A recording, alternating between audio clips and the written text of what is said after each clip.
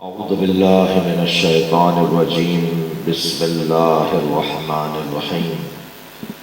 الحمد لله الذي لا يبلغ مدحته القائلون ولا يحصي نعماءه العادون ولا يعدي حقه المجتهدون، الذي ليس لصفته حد محدود ولا نعت موجود ولا وقت معدود ولا أجل ممدود، فترى الخلائق بقدرته ونشر الرياح برحمته. الصلاة والسلام على الرسول المسدد المصطفى الأمجد المحمود الأحمد، سيدنا ومولانا ومولى الكونين جد الحسن والحسين معاني والقاسم محمد،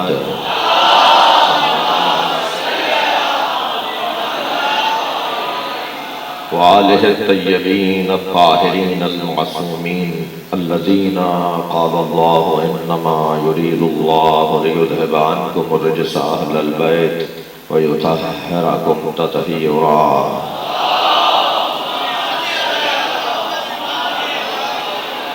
ولعنة الله على أعدائهم أجمعين من يوم عداوتهم إلى قيام يوم الدين. أما بعد، قال الحكيم في القرآن الكريم: بسم الله الرحمن الرحيم. في بيوت أذن الله أن ترفع ويذكر فيها اسمه ويسبح له فيها بالغدو والآصال. صلوات.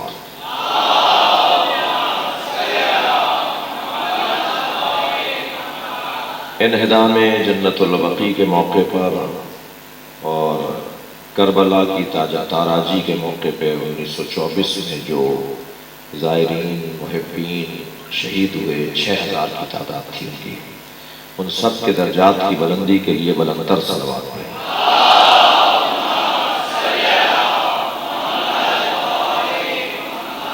سورہ مبارکہ نور ہے، آیت کا نشان 36 ہے، اور آیت بھی وہ زبان پہ دہرائی ہے جو آیت جنت البقیع تعمیر کا حکم دیتی ہے. بھائی جو جس زبان میں بات کرے نا اسی زبان میں بات کیا کرو. صلوات پڑھ لیں ذرا محمد والے. بہت سارے لوگوں کو آرزو ہوتی ہے، خواہش ہوتی ہے کہ قرآن سے دکھاؤ، تو یہ انہیں ذرا آئینہ دکھا دیں کہ قرآن صرف تم نہیں پڑھتے ہو، بلکہ اگر میں دعویٰ کروں کہ قرآن جس گھر میں نازل ہوا ہے وہ اہل بیت ہے، تو قرآن کی اگر کوئی تفسیر کرنے کا حق رکھتا ہے تو وہ جو ڈائریکٹ اہل بیت سے جڑے ہوئے ہیں. جو واسطوں سے قرآن سمجھتے ہوں وہ کوئی اور ہیں، جو اہل بیت سے سمجھتے ہوں وہ یہ ہیں. صلوات پڑھیں محمد والے.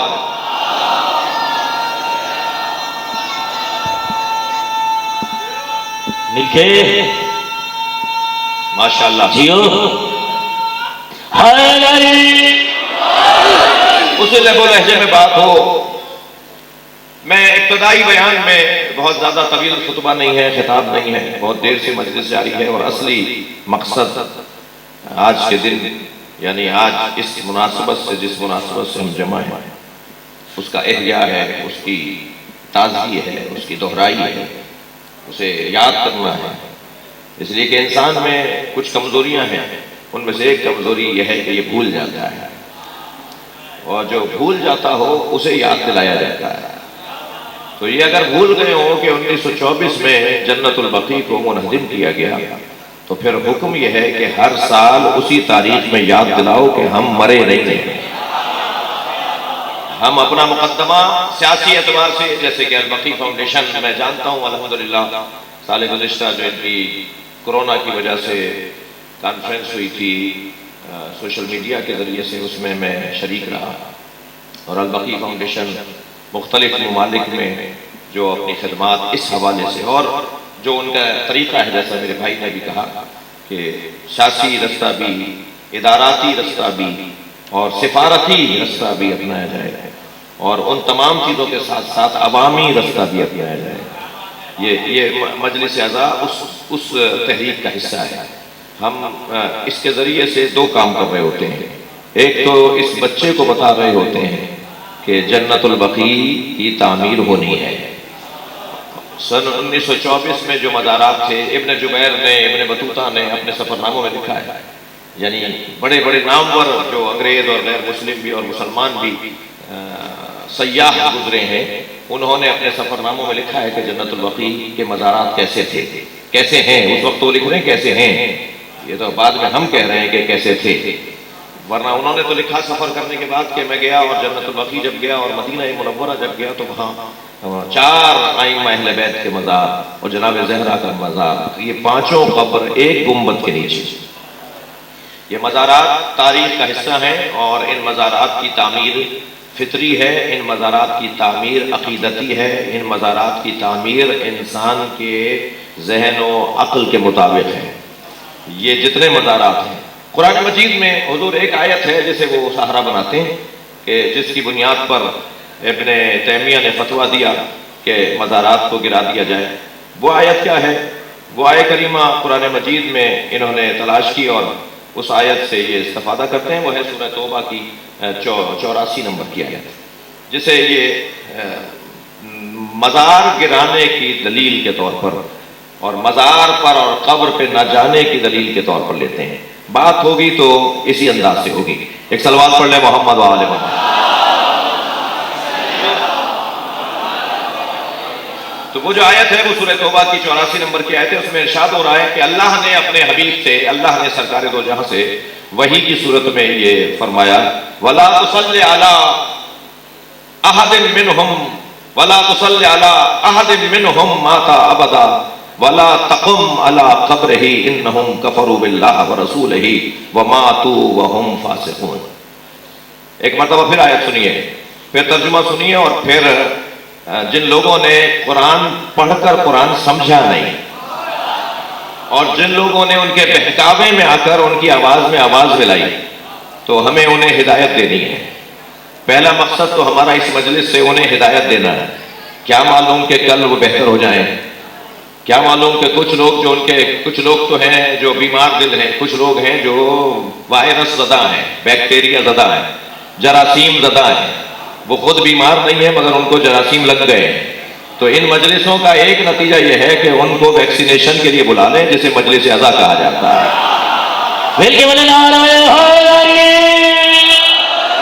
اب آیت ہے وَلَا تُصَلِّ عَلَىٰ أَحَدٍ مِّنْهُمْ مَاتَ أَبَدًا. خبردار ہے میرے نبی، ان کی نماز جنازہ نہ پڑھا کرو، کبھی بھی ان کی نماز جنازہ نہ پڑھو. اصل میں اللہ نے جھوٹے کو عقل دی نہیں ہے. جس آیت سے وہ استفادہ کرتے ہیں نا، وہ آیت پکار کے کہہ رہی ہے کہ تم آیت سمجھے ہی نہیں ہو. قرآن کیا کہہ رہا ہے؟ وَلَا تُصَلِّ عَلَىٰ أَحَدٍ مِّنْهُمْ مَاتَ أَبَدًا. اے میرے نبی، نماز نہ پڑھو ان میں سے کسی ایک کے اوپر جب بھی ان میں سے کوئی مرے. کیا کہہ رہے ہو؟ کیا مطلب ہے؟ نماز جنازہ اللہ نے واجب کی اور پھر اللہ واجب کو اٹھا رہا ہے. اللہ نے نماز جنازہ مرنے والوں کے لیے نبی پر واجب کی، اور اب اس آیت میں کیا اللہ یہ اعلان کر رہا ہے کہ نماز جنازہ نہ پڑھا کرو؟ کیا مطلب ہے؟ کیا کہنا چاہ رہے ہو؟ یہ آیت تو شروع یہاں سے ہو رہی ہے. تم نے آیت کا درمیانی حصہ لے کے قرآن کی اس آیت کا درمیانی حصہ لے کے نبی پڑھ رہا ہوں میں، وہ لے کر تم نے مزار گرا دیے. آیت پوری تو پڑھو، آیت آخر تک تو لے کر جاؤ. آیت مکمل پڑھو گے تو تمہارا جو مدعا ہے وہ باطل ہو جائے گا. وَلَا تُصَلِّ عَلَىٰ أَحَدٍ مِّنْهُمْ مَاتَ أَبَدًا. ان میں سے کوئی بھی اگر مر جائے تو خبردار ان کی نماز جنازہ نہ پڑھنا. وَلَا تَقُمْ عَلَىٰ قَبْرِهِ. اور قبر پہ مت کھڑے ہوا کرو. اچھا یہ لے لیا ٹکڑا بیچ میں سے، اور ان کی قبر پہ مت کھڑے ہوا کرو. یعنی نبی نے روکا ہے کہ قبر پہ کھڑے نہ ہوا کرو. تو ہم قرآن سے ہی سمجھ لیتے ہیں. اچھا بہت سارے لوگ باہر جانے کی انہیں ضرورت ہی نہیں ہے، قرآن ہی انہیں سمجھائے گا. مثلا حضرت ابو طالب کے بارے میں انہوں نے قرآن کی ایک آیت نکالی ہے. میرے نبی مولا سے اللہ ارشاد فرما رہا ہے لا تہدی من احببت ولکن یہدی اللہ من یشاء. اے میرے حبیب، جسے تم چاہتے ہو وہ ہدایت نہیں پائے گا، وہ کلمہ نہیں پڑھے گا. توجہ، حضرت ابو طالب کے ایمان سے متعلق ایک آیت لے کر آئے، اور آیت یہ ہے کہ اے میرے حبیب لا تہدی من احببت، جسے تم چاہتے ہو وہ ہدایت نہیں پائے گا، ولکن اللہ یہدی من یشاء، مگر اللہ جسے چاہے گا وہ ہدایت پائے گا۔ ہم اسی آیت سے ایمان ابو طالب ثابت کرتے ہیں۔ بھائی صلوات کا ہدیہ پیش کریں۔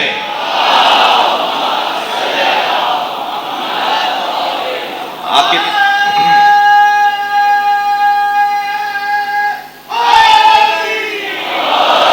یہی آیت جس میں آپ یہ کہہ رہے ہیں کہ نبی چاہتے تھے کہ میرے چچا کلمہ پڑھ لیں، اور سرکار معاذ اللہ حضرت ابو طالب کلمہ نہیں پڑھ رہے تھے، تم کہہ رہے ہو، اور یہ آیت نازل ہوئی کہ کیوں کوشش کر رہے ہو، یہ تو کلمہ ہی نہیں پڑھیں گے، جنہیں تم چاہتے ہو وہ کلمہ نہیں پڑھے گا، وہ ہدایت نہیں دے گا، جسے اللہ چاہے گا وہ ہدایت دے گا۔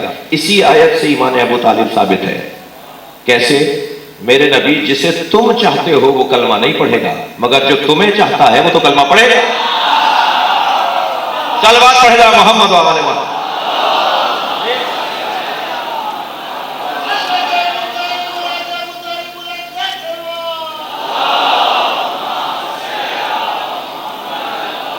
بھائی ابھی جناب ایک اور جارچوی صاحب نے اپنے اور میرے بارے میں تھوڑا سا تعارف کروایا۔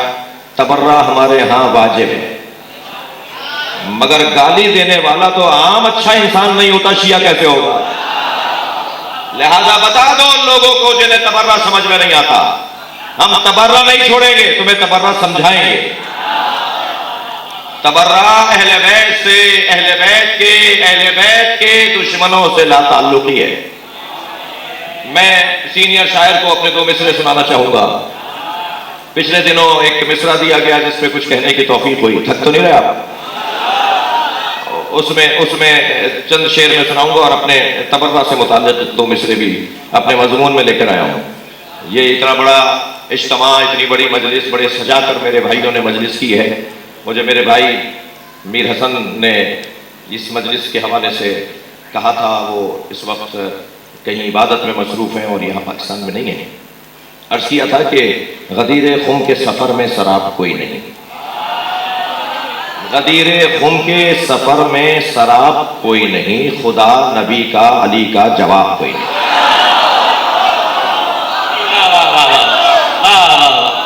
شاہ صاحب، خدا نبی کا علی کا جواب کوئی نہیں، اور ہزار ذرے مگر آفتاب کوئی نہیں، ہزار ذرے مگر آفتاب کوئی نہیں، تراب سب ہیں مگر بو تراب۔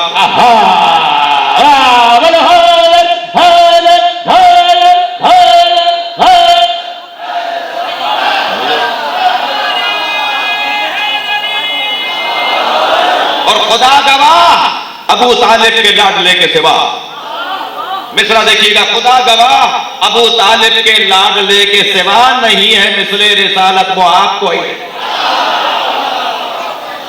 نہیں ہے، مثل رسالت معاق کوئی نہیں، خدا بھی لہجہ حیدر میں کر رہا تھا کلام۔ بھائی تھوڑا سا بولیے، گردن ہلا دیجئے۔ خدا بھی لہجہ حیدر میں کر رہا تھا کلام، حجاب کیسا یہاں با حجاب کوئی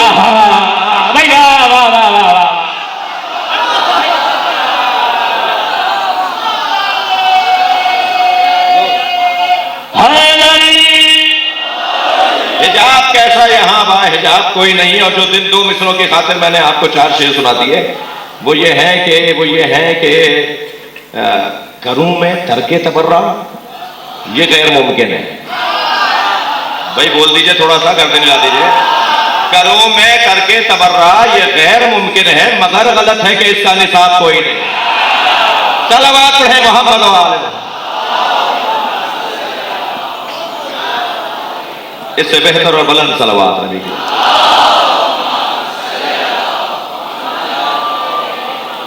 توجہ ہے حضرات کی؟ یہی آیت حضور جناب فیروز الدین رحمانی صاحب کی اتحاد بین المسلمین کے حوالے سے بڑی خدمات ہیں۔ ایک مدت سے یہ ہمارے اپنے اجتماعات میں شریک ہوتے ہیں اور مجالس میں شرکت کرتے ہیں، اور ہمیں آپ میں سے شاید بہت سو کو یا کچھ کو نہ پتا ہو، لیکن ان شخصیات کو یہاں آنے کے عوض کیا کیا اور نقصان اٹھانا پڑتا ہے وہ یہ بھی جانتے ہیں اور ہم بھی جانتے ہیں کہ نشر پارک میں تو آ جائیں گے، امام بارگاہ میں نہیں آئیں گے۔ تو اگر کوئی امام بارگاہ میں آ رہا ہے تو اس کی قدر کیجیے. اور در حسین پہ ہیں ملتے ہیں ہر مزاج کے لوگ. در حسین پہ ملتے ہیں ہر مزاج کے لوگ. یہ دوستی کا وسیلہ ہے، دشمنی کا نہیں. صلوات پڑھ لیں محمد و آل محمد.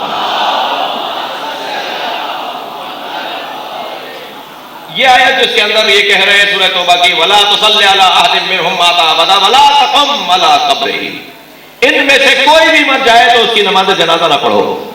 اور خبردار لا تقم علی قبرہ، ان میں سے فلاں کی قبر پہ کھڑے نہ ہو. مولانا آپ عربی گرامر جانتے ہیں اور عربی گرامر جاننے والے تشریف فرمائیں. لا تصلی علی احد منہم مات ابدا، ان میں سے کسی کی بھی نماز جنازہ نہ پڑھنا. جمع ہے. یہ منافقوں کے بارے میں آیت آئی تھی. نہیں تھک رہے ہیں آپ میری باتوں سے؟ اے میرے نبی، منافقوں کی نماز جنازہ پڑھانے نہ جایا کرو. ولا تقم علی قبرہ، پھر مفرد کا صیغہ ہے. ان میں سے فلاں کی قبر پہ نہ جانا. یہ کسی کی قبر پہ جانے سے روک رہے ہیں. اگر تمہارا ان سے کوئی تعلق ہے تو بتاؤ. یہ ایک کوئی فرد ہے جس کی قبر پہ جانے سے اللہ روک رہا ہے. صیغہ مفرد کا ہے، ضمیر مفرد کی ہے. صیغہ جو پلٹ رہا ہے وہ مفرد کا صیغہ پلٹ رہا ہے. جنازہ کسی کا نہ پڑھانا اور فلاں کی قبر پہ نہ جانا. ولا تقم علی قبرہ، ولا تقم علی قبرہ. اس کے بعد کی آیت اور روشن کر دیتی ہے انہم کفروا باللہ ورسولہ، یہ وہ لوگ ہیں جو اللہ اور اللہ کے رسول کے کافر ہیں. اس کا مطلب ہے نماز جنازہ تو ہو رہی تھی ان کی، سب تکبیر کہنے تو آ رہے تھے، مسلمانوں کا اجتماع تو ہو رہا تھا. جو مسلمانوں کے اجتماع میں ہو نماز جنازہ کے لیے سب کو جمع کریں، قرآن انہیں کافر کہہ رہا ہے. اس کا مطلب یہ ہے کہ جس کی زبان پہ کچھ اور ہو دل میں کچھ اور ہو، وہ ظاہری طور پہ تمہیں مسلمان نظر آئے مگر قرآن کہہ رہا ہے کہ یہ کافر ہے. تو کچھ چھپے کافر ہوتے ہیں، کچھ کھلے کافر ہوتے ہیں. تو جہاں کھلے کافروں سے علیحدہ رہنا ہے، وہ چھپے کافروں کو ڈھونڈنا بھی مطلب ہے. انہم کفروا باللہ ورسولہ، یہ اللہ اور اللہ کے رسول کے کافر ہیں. وماتوا وہم فاسقون، یہ مرتے نہیں ہیں مگر مرتے ہیں تو فاسق مرتے ہیں. یہ ایک آیت انہوں نے لی جو خود آیت پکار کے بتا رہی ہے کہ تمہارا مدعا ٹھیک نہیں ہے. تھک تو نہیں رہا؟ یہ آیت خود بتا رہی ہے کہ تمہارا مدعا ٹھیک نہیں ہے. اب وہ آیت جو مزار بنانے کا ہمیں حکم دے رہی ہے، وہ آیت سن لیجئے جو میں نے ابتدا میں تلاوت کی. سورہ مبارکہ نور، ارشاد ہو رہا ہے فی بیوت اذن اللہ، ان گھروں کو بنانے کا حکم ہے. فی بیوت اذن اللہ ان ترفع، اللہ کا حکم ہے کہ ان گھروں کو بناؤ. فی مساجد نہیں ہے. ہاں مساجد کے بنانے کا حکم ہے قرآن میں.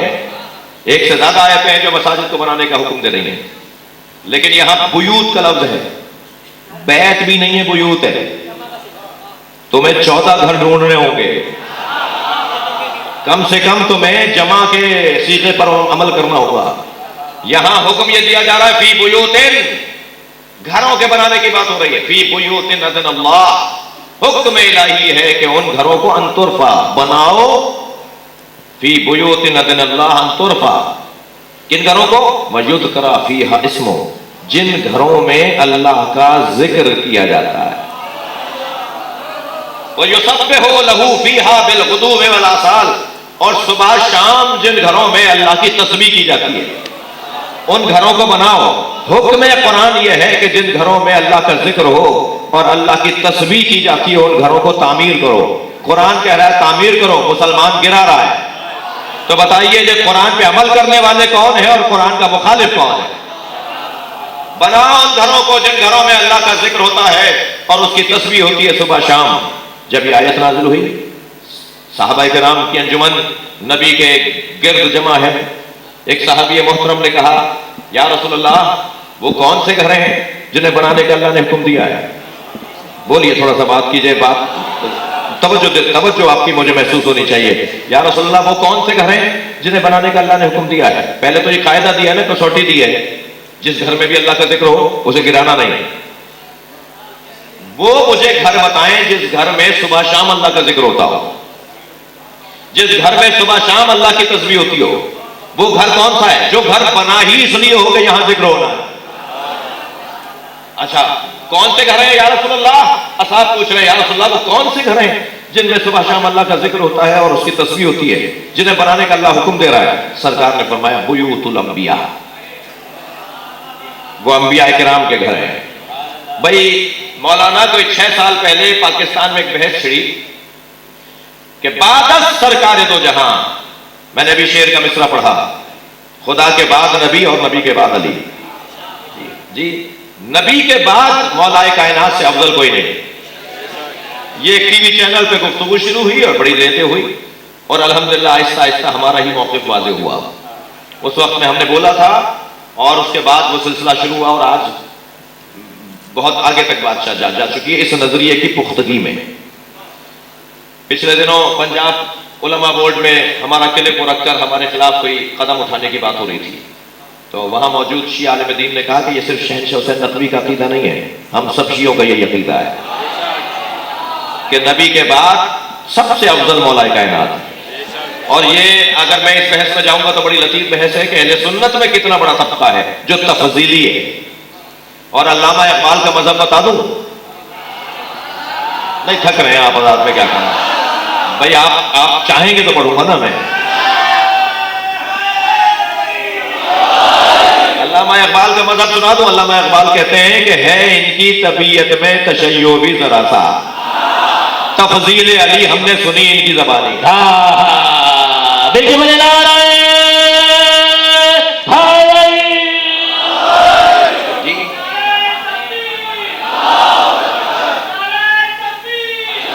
ماشاء اللہ،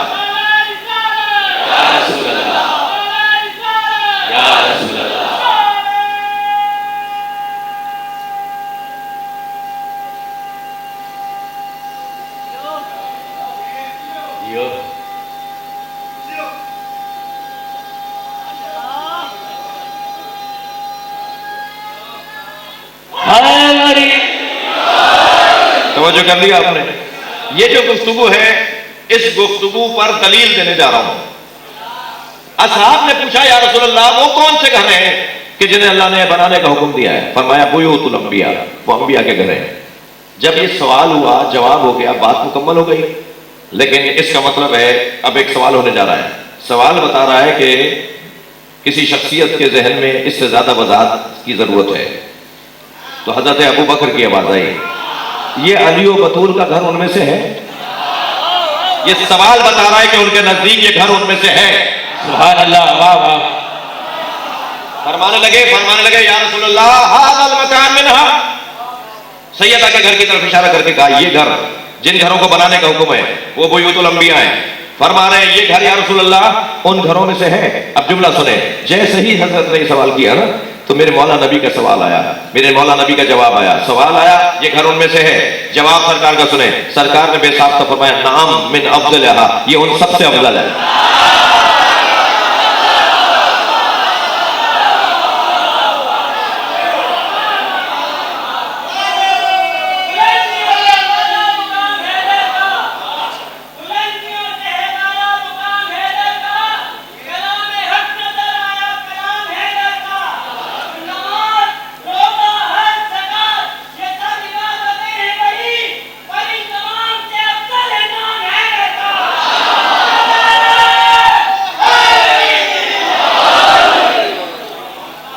یعنی اگر یہ گھر ان کے گھروں سے افضل ہے تو اس گھر میں رہنے والا ان سے افضل کیسے نہیں ہوا؟ مکان تو مکین سے ہوتا ہے نا، مکان کی عظمت اینٹوں سے نہیں ہوتی، مکان گارے اور شیطینوں کا نہیں ہوتا، مکان رہنے والا مکان بناتا ہے۔ یہ گھر ان گھروں سے افضل ہے، نام یہ ان سب سے افضل ہے۔ حکم خدا یہ ہے کہ ان گھروں کی تعمیر کرو، اور ان گھروں کی تعمیر کا مطالبہ ہمارا تقریباً 98 اور 99 سال سے جاری ہے۔ اللہ نہ کرے کہ 100 سال مکمل ہو، اور اللہ کرے ان کے 100 سال مکمل ہو جائے جنہوں نے جنت البقیع کو گرایا تھا۔ کچھ خوشبو آ رہی ہے تعمیر جنت کی۔ کیا ہوا بھائی، آپ جاگ رہے ہیں؟ کچھ خوشبو آ رہی ہے تعمیر جنت البقیع کی. تعمیر کرو، تعمیر کرو. ذرا دونوں ہاتھ بلند کر کے تعمیر کرو، تعمیر کرو، تعمیر کرو، تعمیر کرو. الحمدللہ معاملات کچھ مذاکرات کی حد تک آ گئے. جی عراق کی موجودہ حکومت کے حوالے سے میں چاہوں گا کہ ان کی جو اس حوالے سے کوششیں ہیں ان کوششوں کی کامیابی کے لیے صلوات پڑھیں.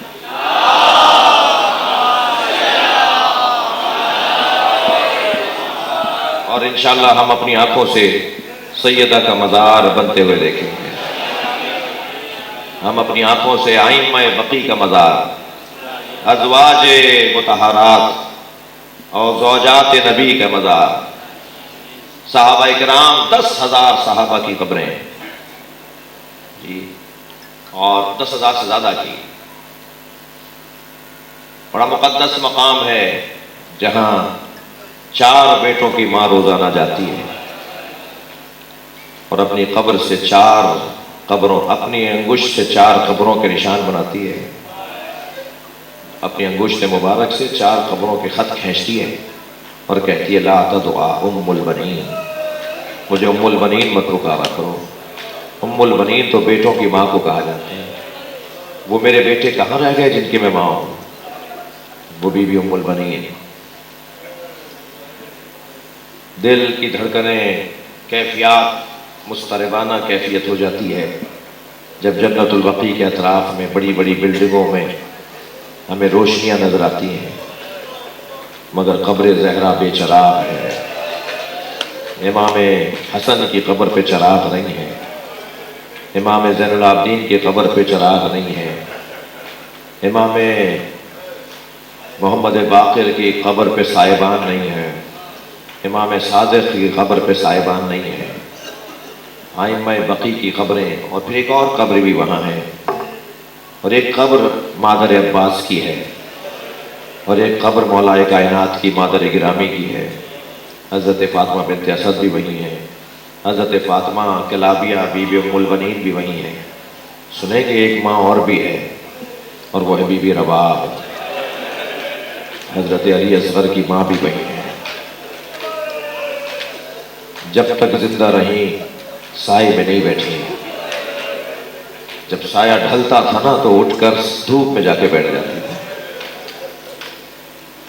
ایک مولا سجاد کا شاگرد، سجاد مولا کے صحابی ابو حمزہ صومالی، جن کی دعائیں ابو حمزہ صومالی ماہ مبارک میں آپ پڑھتے ہیں، وہ کہتے ہیں میں حضرت سے سوال کرنے کے لیے گھر گیا، کنیز نے مجھے صحن خانہ سے گزار کے حضرت کے حجرے میں پہنچایا تو میں نے کیا دیکھا، ایک برقع پہنے بیوی ہے جو دھوپ میں بیٹھی ہے. کہتے ہیں میں نے گھنٹوں حضرت سے سوال کیے اور جب میں واپس جانے لگا تو میں نے کیا دیکھا کہ دھوپ ڈھل گئی ہے، وہ بیوی وہاں سے اٹھ کر دھوپ میں آ کے بیٹھ گئی ہے.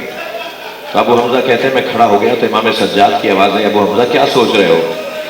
میں نے کہا مولا شاید آپ نے کسی غلطی پر اپنی کنیز کو سزا دی ہے اور آپ نے اسے دھوپ میں بٹھا دیا ہے، مولا میری وجہ سے معاف کر دیجیے. امام کی آنکھوں میں آنسو آ گئے، اجرکم اللہ. امام کی آنکھوں میں آنسو آ گئے. فرمایا میری ماں رباب ہے، جب کربلا سے آئی تھی اور میرے بابا کو دھوپ میں دیکھ کر آئی تھی، حسین کا لاشا دھوپ میں دیکھ کر آئی تھی تو وعدہ کیا تھا جب تک زندہ رہوں گی کبھی سائے میں نہیں بیٹھوں. اور جب مطالبہ تھا حضرت رباب کا، پڑھتے ہیں لکھتے ہیں کہ فرمایا تھا کہ کیا علی اصغر کا قاتل مارا گیا. جب خبر آئی نا کہ قاتل علی اصغر مارا گیا تو اس وقت ساری بیویاں جمع ہوئیں کہ اب بیوی سے کہتے ہیں کہ اب سائے میں آ جائیے. تو جب سائے میں لے جانے کے لیے سارا کنبہ کھڑا ہوا تو جیسے ہی قدم سائے کی طرف بڑھا نا تو میری بیوی رباب نے مدینے سے کربلا کی طرف رخ کیا اور کہا میرے والی میرے وعدے کی لاج رکھیے گا. بس ایک قدم آگے بڑھا کہ گردن ڈھلکنا شروع ہوئے.